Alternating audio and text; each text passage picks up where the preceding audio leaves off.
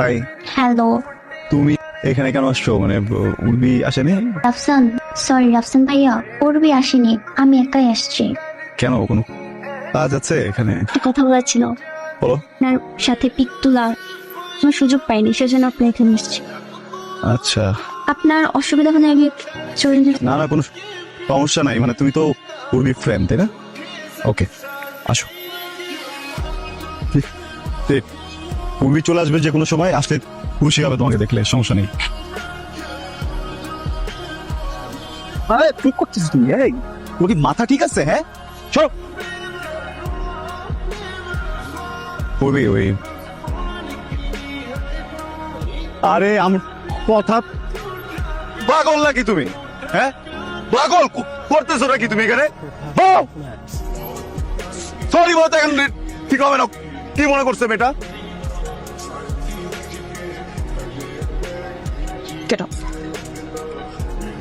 কবে থেকে চলতেছে এসব? কি কবে থেকে চলতেছে?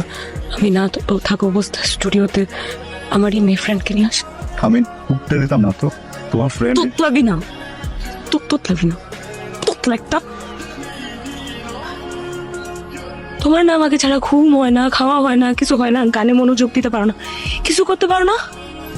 এখন কেমনে পারি? রাফসান কেমনে?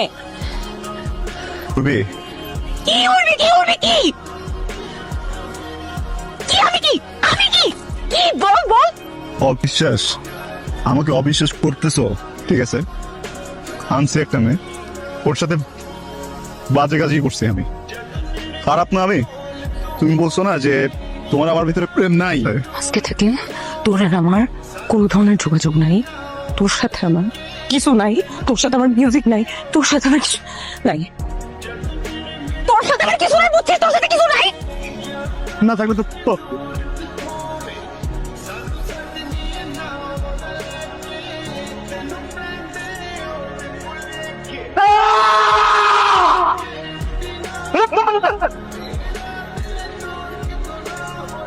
এই রফসান, কিরে? ক্লার এঙ্গেজমেন্ট। দোস্ত, তুই জানোস না আজকে উর্বির এনগেজমেন্ট?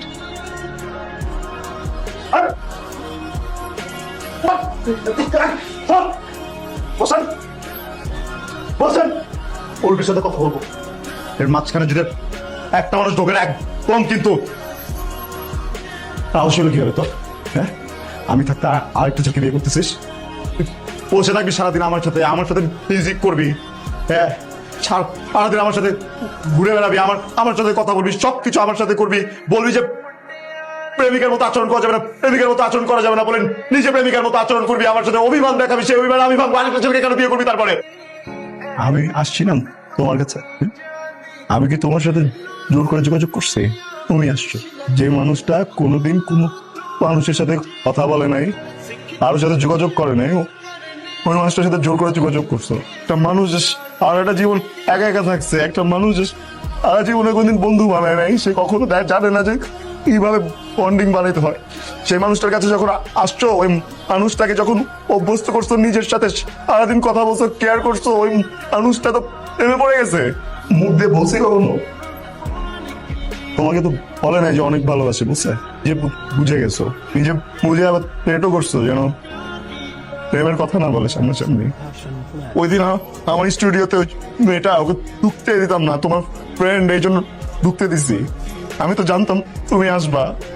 আমার যদি উল্টাপাল্টা কোনো কিছু করার ইচ্ছা থাকতো, আমি কি ওকে তখন আসতে বলতাম?